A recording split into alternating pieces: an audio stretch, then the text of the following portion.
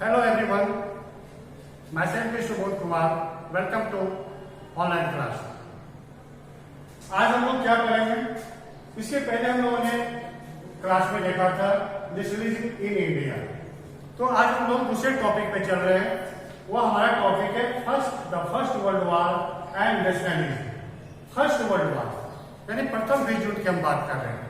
तो फर्स्ट जो world war हुआ था वो 1914 टू 1918. एक्चुअली अगर देखा जाए तो फर्स्ट वर्ल्ड वॉर में हम दैट मींस इंडिया डायरेक्ट रूप से उसे पार्टिसिपेट नहीं हुआ था. फर्स्ट वर्ल्ड वॉर जो लड़ी गई थी, जो फाइट किया गया था, वह एक्सिस और एलाइज पार्टी के बीच में, जिसमें ब्रिटेन और जर्मनी दो अपोजिट पार्टी थे. तो उनके बीच में यह युद्ध लड़ा गया था जिसको फर्स्ट वर्ल्ड वॉर के नाम से जाना जाता है.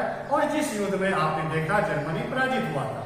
तो आज हम उसी चीज को देखने जा रहे हैं, the first world war and nationalism. यानी फर्स्ट वर्ल्ड वॉर के कारण हमारे अंदर, हमारे देश में, हमारे देशवासियों में नेशनलिज्म की भावना कैसे गई. ऐसा कौन सा फैक्टर हुआ, ऐसा कौन सा कारण हुआ जो फर्स्ट वर्ल्ड वॉर में दिखलाया गया, जिसने 100% भारतीयों के दिल में एक देश प्रेम की भावना को जगाया. तो आज हम उसी फैक्टर को देखने जा रहे हैं. तो आपका पहला क्वेश्चन यहाँ पे आता है, how did the first world war cause the feeling of nationalism in India. यानी फर्स्ट वर्ल्ड वॉर के कारण अगर देखा जाए तो भारत में रहने वाले लोगों के अंदर देश प्रेम की भावना कैसे जगी, उनके अंदर राष्ट्र प्रेम की भावना कैसे आई.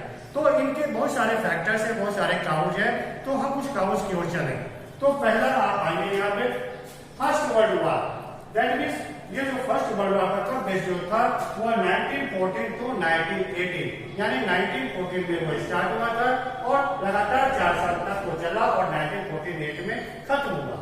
जिस समय वो खत्म हुआ उस समय अगर आप देखोगे तो एक नया सिचुएशन पैदा हुआ था, एक नई परिस्थितियां पैदा हुई थी. वो परिस्थितियां क्या थी? It created a new economic and political situation. इसके कारण एक नई आर्थिक जो व्यवस्था थी, अरेंजमेंट था, और जो हमारा जो राजनीतिक जो परिस्थितियां थी एक नए रूप में परिणत हुई जो आज हमारे सामने है. तो आप अगर इस क्वेश्चन को देखोगे तो 100% यहाँ से आपका क्वेश्चन निकल रहा है. जो पिछले साल भी क्वेश्चन आया था वो आपका इकोनॉमिक कंडीशन था. तो आप इकोनॉमिक और पॉलिटिकल इन दोनों फैक्टर्स को आप अच्छी तरह से समझोगे. क्यों? क्योंकि यह आपके लिए बहुत ही इंपॉर्टेंट है, ये आपके सेशन के लिए इंपॉर्टेंट है. तो आपको हर हाल में इसको अच्छी तरह से समझना होगा. तो चलिए, तो first world war 1914 to 18 it created a new economic and political situation. तो 1914 टू 1918 के बीच में जो युद्ध लड़ा गया था उसको हम कहते हैं फर्स्ट वर्ल्ड वॉर. इसके कारण एक नए आर्थिक और पॉलिटिकल यानी राजनीतिक परिस्थितियां पैदा हुई थी जो एक नए रूप में आई. तो अब हम उसके फैक्टर को देखें. तो सबसे पहला ऐसा कौन सा कारण था, ऐसा कौन सा फैक्टर था जिसने हमारे अंदर नेशनलिज्म की भावना को पैदा किया, किसके कारण? फर्स्ट वर्ल्ड वॉर के कारण.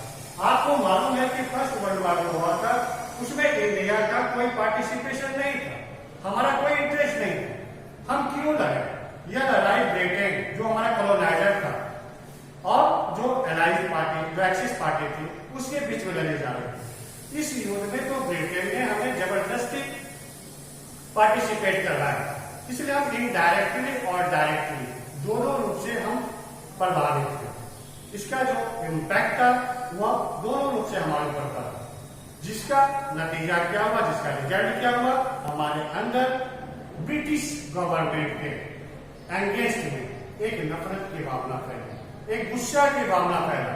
जिस गुस्से ने, जिस नफरत ने हमें एक दूसरे के साथ एकजुट कराया, एक दूसरे के साथ लाया, और हम लोगों ने यह कोशिश की कि हर हाल में अपने अपोनेंट को, अपने एनिमीज को, अपने दुश्मन को, अपने कॉलोनाइजर को अपने देश से हम भगाते रहेंगे. यानी हम ऐसा कुछ न कुछ करेंगे जिसके कारण उनसे हमारी मुक्ति मिलेगी. तो ये जो हमारी भावना अगेंस्ट ब्रिटिश गवर्नमेंट में आया था वही तो हमारा नेशनलिज्म था. तो आइए हम उस फैक्टर को देखें. तो उस फैक्टर वर्तमान में सबसे पहला फैक्टर आता है वर्ल्ड वार। क्योंकि आप जानते हो कि कोई भी परिस्थितियां जब पैदा होती है, जब युद्ध की परिस्थितियां पैदा होती है, तो उसमें पैसे की धन की जरूरत होती है। क्योंकि युद्ध जो है वो पैसे के बिना नहीं लड़ा जा सकता। उसमें हमको एमुनेशन चाहिए, बारूद चाहिए, गोलियां चाहिए, राइफल चाहिए, तोप चाहिए, ये सारी चीजों के लिए पैसे की जरूरत पड़ती है। तो उस समय भी चूंकि ब्रिटेन 100% जर्मनी के खिलाफ लड़ रहा था, उसके बहुत सारे सैनिक युद्ध के मैदान में लड़ रहे थे, जहां उन्हें एमुनेशन, गोली बारूद की जरूरत थी। और चूंकि उनके पास जो ट्रेजरी था, जो खजाना था, वह धीरे धीरे खाली होता जा रहा था। तो वैसे कंडीशन में वह अपने सैनिकों का जो डिमांड था, उनके जो सोल्जर का डिमांड था, उस डिमांड को वो पूरा नहीं कर सकता था। तो अब वो उस डिमांड को पूरा कहां से करेगा? कहीं ना कहीं से उसको पैसे लाना ही पड़ेगा। तो वह पैसा कहां से लाएगा? वह धन उसके पास कहां से आएगा? तो उसने एक व्यवस्था की। वो व्यवस्था क्या था उसका? Defence expenditure increase. तो जैसे ही वर्ल्ड वार छिड़ा, युद्ध स्टार्ट हुआ, अब डिफेंस रक्षा के क्षेत्र में जो व्यय होना था, जो खर्च होना था, वह धीरे धीरे एक्सपेंड करता चला गया, इंक्रीज करता चला गया। अब उसके लिए उनको पैसे की जरूरत थी, क्योंकि खजाना ऑलरेडी खाली हो चुका था। तो अब पैसा कहां से आया? तो उस पैसे की पूर्ति के लिए उसने फिनांस बाय वार लोन, यानी युद्ध के लिए उन्होंने कर्ज लिया। अब चूंकि आप कर्ज ले रहे हो, तो कर्ज को तो आप चुकता करोगे। आप जिससे भी पैसे लिए हो उसको तो आपको कम देना है, तो आप दोगे कहां से? तो इसके पहले आपने सेशन में देखा था कि उसके कुछ कॉलोनी, कुछ उपनिवेश थे, जहां से वो अपने हर व्यवस्था को वो पूरा करता था।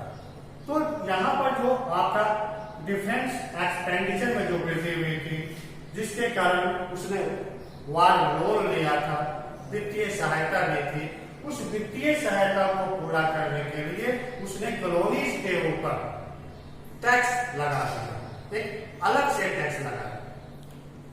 वो टैक्स चूंकि अगर पहली अवस्था को आप देख रहे हो तो वैसे भी तो हम नीचे थे, हमारा जो इकोनॉमिक कंडीशन था वो अच्छा नहीं था, और ऊपर से एक न्यू टैक्स इम्पोज करना वो हमारे लिए और भी अनबेरेबल हो गया। अगर हम उस टैक्सेस में देखें तो इन्होंने क्या किया? कस्टम ड्यूटीज को इंक्रीज कर दिया, और साथ ही साथ इन्होंने एक नए तरह का इनकम टैक्स को इंट्रोड्यूस किया, जिसके ऊपर हम लोगों के ऊपर, दैट मीन्स कॉलोनीज जो उनके जो गुलाम कंट्री थे, उनके ऊपर उन्हें टैक्स लगा दिया। इससे क्या हुआ? लोगों के अंदर एक गुस्सा की भावना परिणत हुई। गुस्सा उनके अंदर आया, किसके खिलाफ? ब्रिटिश गवर्नमेंट के खिलाफ। क्यों? इसलिए कि हमको उस युद्ध से कोई मतलब नहीं था, उस युद्ध में मेरा कोई इंटरेस्ट नहीं था, क्योंकि हम भारत के हैं और भारत के साथ में युद्ध नहीं हो रहा। तो फिर हमारे ऊपर जो यह इम्पोज किया गया टैक्स है, यह क्या सत्य है? क्या यह सही था? क्या हमारे भारतीयों के लिए वेरिएबल था? नहीं था।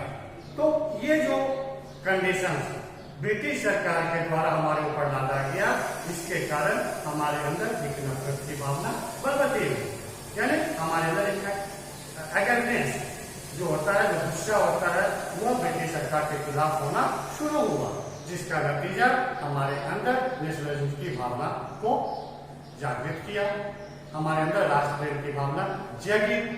अब आइए दूसरा फैक्टर क्या है? Price of essential commodities increase. निश्चित तौर पे जब युद्ध होगा तो जो प्राइस है, जो मार्केट का जो प्राइस है, जो कीमत है, वह 100% उसमें जंपिंग आएगी, उछाल आएगी। तो जो वस्तु कल 5 रुपया में मिल रहा था, आज वह 10 रुपया में मिल रहा है। जो वस्तु 20 रुपया में मिल रहा था, वह 40 रुपया में मिल रहा है। तो ऐसे परिस्थिति में अगर आप देखोगे तो एक कॉमन पीपुल के लिए यह असहाय, अनबेरेबल था। वैसे उनकी तो स्थिति पैनिक थी, कंडीशन नीचे थी, और जैसे ही प्राइस की कीमत बढ़ी, अब उनके लिए वह अफोर्डेबल नहीं रहा। अब वो मार्केट की चीजों को आसानी से नहीं खरीद सकते थे। तो यहाँ पर आप देख रहे हो कि essential commodity increase, doubling between 1932 and 1918. That means जो आपका फर्स्ट वर्ल्ड वॉर लड़ा जा रहा था वो 1914 से 1918 के बीच लड़ा जा रहा था। तो इस युद्ध के कारण जो मार्केट जो प्राइस था, जो कमोडिटी था, जो हमारे लिए एसेंशियल था, जिसके द्वारा हम सर्वाइव कर सकते हैं, उन चीजों की कीमत में अचानक उछाल आया, जस्ट डबल दुगुना होता चला गया, जिसको हम 100% अफोर्ड नहीं कर सकते थे। ये भी एक गुस्सा का कारण बना, ये भी एक एंगरनेस का कारण बना, जिसके कारण हमारे अंदर एक नेशनलिज्म की भावना, एक राष्ट्र प्रेम की भावना, एक देश प्रेम की भावना जगी। आइए तीसरा फैक्टर क्या है मेरा? Supply of soldier for war 100%। जब युद्ध होगा, वार होगी, तो यहाँ पर दो पक्ष है, दो पार्टीज है, एक और मे भी दोनों पार्टी के जो सोल्जर्स हैं, चूंकि वे लड़ रहे हैं, तो वे मरेंगे ही मरेंगे। तो यहाँ पर क्या था? Supply of soldier. तो युद्ध के मैदान में अगर देखा जाए, बैटल फील्ड में देखा जाए, तो ब्रिटेन के जो बहुत सारे सैनिक थे वे मारे जा रहे थे। अब वहां पर सैनिकों की कमी हो रही थी। अब उस सैनिक की पूर्ति के लिए क्या किया जाए? बैटल फील्ड से यह डिमांड आ रहा था कि अब जल्दी से जल्दी आप सैनिकों को भेजें, रिक्रूटमेंट करें। अब इनके पास कोई दूसरा चारा नहीं था, ये कहां से लाते सैनिक? तो इनको अचानक ध्यान में आ गया कि हमारा कॉलोनीज तो है, इंडिया तो हमारा कॉलोनीज है, वहां पर तो बहुत सारे युवा लोग हैं, स्वस्थ लोग हैं, क्यों ना उन लोगों को ही युद्ध के मैदान में भेज दिया जाए। जब ये चीजें उनके दिमाग में आई, इस प्रकार की जब थॉट उनके दिमाग में आई, वो सीधे कहाँ चले गए? विलेज, गांव की ओर चले गए। और वहां पर जाने के बाद उन्होंने बहुत सारे लोगों को जबरदस्ती, यहाँ पर एक चीज आता है आपका, देखिए, फोर्स रिक्रूटमेंट, यानी आप अपने मन से आप सोल्जर के रूप में रिक्रूट नहीं हो रहे हैं, आपको जबरदस्ती पकड़कर लाया जा रहा है और ऐसे सोल्जर बनाकर आपको बैटल के मैदान में भेजा जा रहा है। तो स्वाभाविक है भैया कि अगर हमको भेजा जा रहा है तो हमारे जो पेरेंट्स हैं उनको तकलीफ होगी, क्योंकि हम अपने मन से तो नहीं जा रहे, आप जबरदस्ती हमको भेज रहे हैं। तो ये भी एक फैक्टर था जिसने गांव वालों के दिल में, लोगों के दिल में एक नफरत की भावना को जगाया, एक एंगरनेस की भावना को जगाया, जिसका नतीजा क्या था? राष्ट्रवाद का उदय हुआ, नेशनलिज्म की भावना हमारे अंदर जगी। और नेक्स्ट आपका आता है सप्लाई, यानी तो आपका। अब नेक्स्ट आता है आपका क्रॉप फेलियर। उसी समय एक और हैपनिंग होता है, हमारे किसान तो प्रोडक्शन कर रहे थे, कल्टीवेशन वर्क कर रहे थे, लेकिन अनफॉर्चुनेटली हमारा क्लाइमेट ने साथ नहीं दिया, जिसका नतीजा क्या हुआ? क्रॉप फेलियर हो गया। जो प्रोडक्शन होना चाहिए था वो प्रोडक्शन नहीं हुआ। तो जब क्रॉप फेलियर होगा तो निश्चित तौर पे आप देखोगे, आप जानते भी होंगे कि शॉर्टेज ऑफ फूड, यानी फूड की कमी होगी, खाद्यान्न की कमी हो जाएगी। और जब खाद्यान्न की कमी होगी तो निश्चित तौर पे उस देश में रहने वाले जो लोग हैं उनकी जो स्थिति है वो पहले से बदसे बदतर होगी, क्योंकि उनके पास खाने को अब कोई अनाज नहीं होगा। तो जब अनाज नहीं होगा तो उनकी स्थिति और भी खराब हो जाएगी।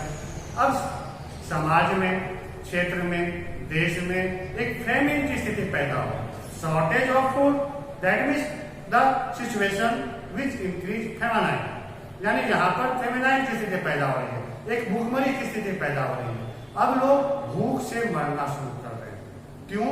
क्योंकि उनके पास खाने के लिए अनाज नहीं है। क्यों? क्योंकि हमारा जो क्रॉप था वह फेल्योर हो चुका था, जो प्रोडक्शन था वह बिल्कुल खत्म हो चुका था। क्यों? इसलिए कि क्लाइमेट ने हमारा साथ नहीं दिया था। तो इसका नतीजा आगे चीज आ रहा था इसमें। तो एक तरफ तो शॉर्टेज ऑफ फूड हो रहा, दूसरी तरफ इन लोगों ने, ब्रिटिश गवर्नमेंट ने क्या किया?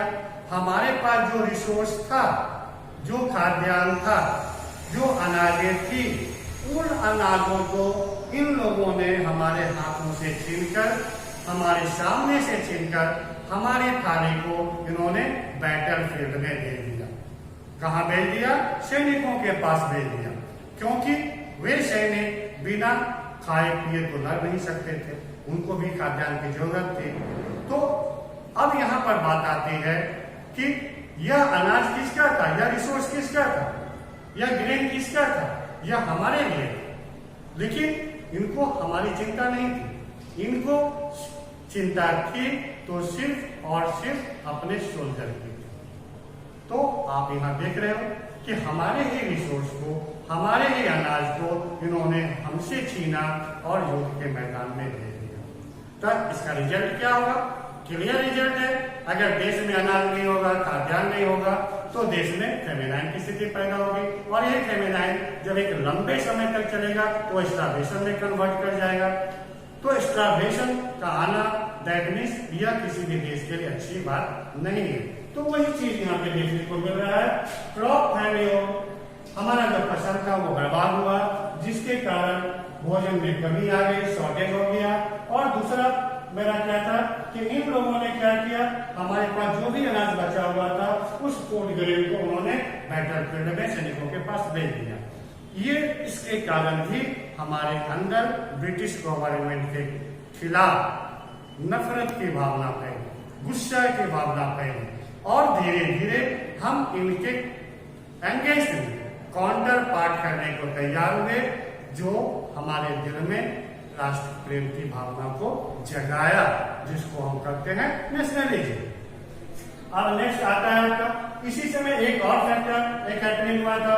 एक तरफ तो आपका शॉर्टेज ऑफ फूड हो रहा था, दूसरी तरफ वे हमारे रिसोर्स को बैटलफील्ड में भेज रहे थे। और जब शॉर्टेज ऑफ फूड हुआ तो इसका सीधा इम्पैक्ट हमारे लाइफ पे पड़ा, हमारे लाइफ कंडीशन पे पड़ा, हमारे लिवलीहुड पे पड़ा। तो उसका रिजल्ट क्या हुआ, यहाँ पर तरह तरह की बीमारियां फैलनी शुरू हो गई, इन्फ्लुएंजा, एपिडेमिक्स, ये इस तरह की एक कंडीशन उस समय आई जिसने पूरे समाज को, पूरे एरिया को ध्वस्त कर दिया, विनाश के लीला में समा दिया। और ये भी एक फैक्टर हुआ जिसने हमारे दिल में नेशनलिज्म की भावना को पैदा करने में ज्यादा से ज्यादा योगदान दिया। नेक्स्ट आता है आपका, अब एक चीज और देख लीजिए इसमें, तो चूंकि यहाँ पर शॉर्टेज ऑफ फूड हुआ, इसके कारण यहाँ बहुत सारी बीमारियां हुई, जैसे इन्फ्लुएंजा, एपिडेमिक्स, फेमाइन। इसका असर किस पे पड़ा? लोगों के ऊपर पड़ा। तो अगर हम उन लोगों की स्थिति को देखें जो वहां रह रहे थे, तो जो डाटा मेरा बताता है 12 to 13 मिलियन पीपल, यानी 12 से 13 मिलियन के करीब में लोग भूख से मर गए थे। तो आप समझ सकते हो, जिस देश का पॉपुलेशन अपने देश के लिए प्रेरित हो रहा है, अपने देश के प्रति वफादारी कर रहा है, अगर उन लोगों को जो सुविधाएं मिलनी चाहिए, जो खाद्यान्न मिलनी चाहिए, अगर नहीं मिलेगी तो सीधा असर उनके लाइफ पे पड़ेगा। और वही लाइफ आप देख रहे हो, लगभग 12 से 13 मिलियन लोग भूख से मर गए। यह 100% एक गुस्सा को पैदा करने वाला फैक्टर था, और इसी गुस्से ने, इसी नफरत ने हमें ब्रिटिश गवर्नमेंट को उखाड़ फेंकने के लिए प्रेरित किया, जो हमारे दिल में पैट्रियटिज्म की भावना को जगाया, जिसके कारण हम नेशनलिज्म को देखें, राष्ट्रवाद को देखें। अगला आता है आपका, अब ये सारी चीजें आई होप आप समझ गए होंगे। तो यहाँ पर इसके बाद जो नेक्स्ट है, emergence of new leader with new mode of struggle. तो ये सारे फैक्टर थे जिसने फर्स्ट वर्ल्ड वॉर के समय में हमारे अंदर देशवासियों के अंदर नेशनलिज्म की भावना को जगाने में मदद किया। अब हम देखेंगे कि एक प्रोमिनेंट लीडर थे, एक मसीहा थे, एक म्यूजिशियन थे, जिनको हम महात्मा गांधी के नाम से जानते हैं।